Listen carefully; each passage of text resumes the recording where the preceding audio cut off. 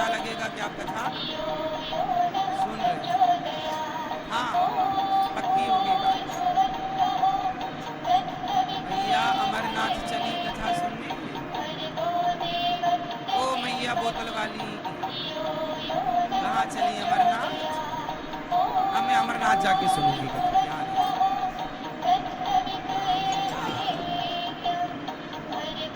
सुनो, शंकर जी कथा सुनाना शुरू किए, पार्वती जी ने सुनना शुरू की, पर इतनी ठंडी हवा चली, इतना अच्छा मौसम सुहावना हुआ, और शंकर जी ने कथा इतनी प्यारी सुनाई कि कथा सुनते सुनते माता पार्वती कथा सुनने में नींद अच्छी आती है, वो तो हम हैं कि सोने नहीं देते, वरना आप लोग सो जाओ। कथा सुनने में नींद बड़ी अच्छा, कथा सुनने में नींद क्यों आती है? इसका भी कारण है। क्यों है? कथा सुनने में जो मन की उथल पुथल है समाप्त हो जाती है, मन शांत मूड में चला जाता है, तो जहाँ मन को शांति मिलती है वहीं नींद आती है। नींद कब आती है? जब मन को शांति, तो कथा से मन को बंद हो गया। तो पीछे एक तोता बैठा हुआ, शंकर जी के ठीक पास में तोता, मतलब तोता बोले शुभ शुभ बात, जिसे आपकी भाषा में मिट्टू कहते हैं। शुभ, वो छोटा ही सा था, अभी अंडा से निकला ही था, कथा सुन रहा था वो भी पूरी, और पार्वती जी जब सो गई तो मुंह का बंद हो गया। तोते ने सोचा कि मुंह का बंद हो गया तो शंकर जी कथा सुनानी बंद कर देंगे, तो तोते ने हुंका देना शुरू कर दिया। अब पार्वती जी वाला हुंका कौन दे रहा है? तोता। ताकि शंकर जी को लगा कि पार्वती जी हुंका दे। अब पूरी कथा हो गई। अब जब कथा हुई तो शंकर जी ने जयकारा लगा, बोलिए कृष्ण कन्हैया लाल की। तो जयकारा लगी तो पार्वती जी जागी। हाँ हाँ हाँ प्रभु, फिर क्या हुआ? शंकर जी बोले कथा तो पूरी हो गई, आप कहाँ थे? बोले हम थोड़ा नींद आ गई, सो गए। शंकर जी बोले मौका तो मिला। अब शंकर जी ने को लगा मेरी कथा किसी चोर ने सुन ली। अब पलट कर देखा तो छोटा सा तोता। अब वो तोता शंकर जी ने देखा, अच्छा इसने मेरी कथा अमर कथा सुन ली। अब शंकर जी ने त्रिशूल निकाला। अब जब निकाला त्रिशूल के से मार दूंगा, चोरी से कथा, मेरी कथा चुरा ली। तोता उड़ा और अमरनाथ से उड़ा तो बद्रीनाथ पहुंचा। बद्रीनाथ में सरस्वती नदी के तट पर वेद व्यास जी की पत्नी अपने मासिक धर्म से निवृत्त होकर के बाल सुलझा रही थी कि उन्हें जमहाई आती है, और वह तोता जरा सा छोटा सा वह मुख के द्वार से माता के भीतर घुस गया और गर्भ में जाके बैठ गया। अब शंकर जी आए, माता मेरा चोर यहाँ से गुजरा है, आपने देखा है? माता ने कहा क्या चोरी करनी? बोले मेरी कथा सुनाई। कौन सी कथा? अमर कथा।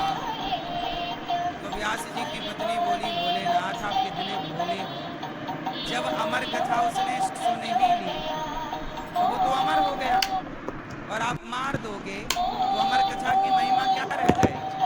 शंकर जी बोले बात तो सही है, अच्छा कोई बात नहीं, चाहिए। शंकर जी कैलाश चले गए। बात सत्य यही है, कथा उस तोते को सुनाकर उसे व्यास जी की पत्नी के गर्भ तक पहुंचाने का काम शिव जी का था। वह काम किया गए और वह तोता माता के गर्भ में 12 साल रहा। व्यास जी की पत्नी के गर्भ में तो भगवान कृष्ण का चिंतन करता रहा। चूंकि कथा सुनी ना, तो चिंतन करता करता वह तोते से भगवान का चिंतन करते करते स्वयं भगवान की तरह प्रकट हो गए सुखदेव जी। 12 साल बाद जब वेद व्यास जी ने अपने पुत्र से कहा कि बेटा तुम्हारी माता को पीड़ा होती है, तुम बाहर आओ, तब अंदर से आवाज आई, पिताजी बाहर नहीं आऊंगा, भगवान की माया बड़ी प्रबल है, पकड़ लेगी माया।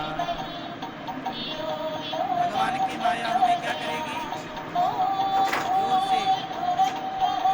अच्छा, आप लोगों को माया ने पकड़ा कि नहीं? माया किसे कहते हैं? भैया बताओ, माया किसे कहते हैं?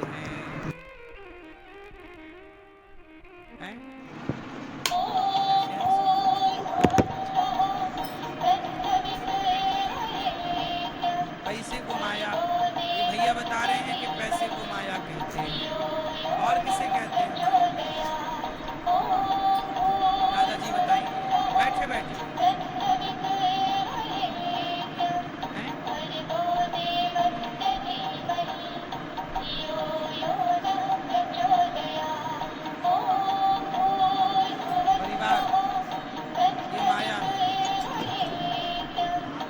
लोग ना पैसे को माया कहते हो। आओ मैं आपको माया का सही अर्थ बताऊं कि नहीं? आप सबको माया का मतलब पता होना चाहिए। आजकल लोग आरोप लगाते हैं ना कि साधु संत कहते हैं माया। आप लोग केवल पैसे को माया समझते हैं, जबकि माया की परिभाषा क्या है वो अब आप समझ लीजिए। एक बार क्या हुआ, नारद जी ने भगवान कृष्ण से कहा, द्वारिका गए नारद जी, नारायण नारायण, द्वारिका गए, द्वारिकाधीश भगवान कृष्ण। भगवान ने कहा नारद जी आओ आप भी बैठो, तो नारद जी भी बैठ गए और नारद जी और भगवान कृष्ण एक साथ खा पी के समुद्र के किनारे चले। तो नारद जी ने कहा कि प्रभु मैं एक सवाल पूछने आया हूँ। क्या?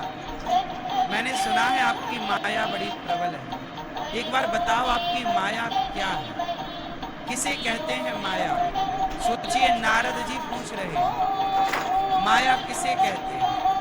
भगवान कृष्ण बोले मैं बताऊंगा, चलो।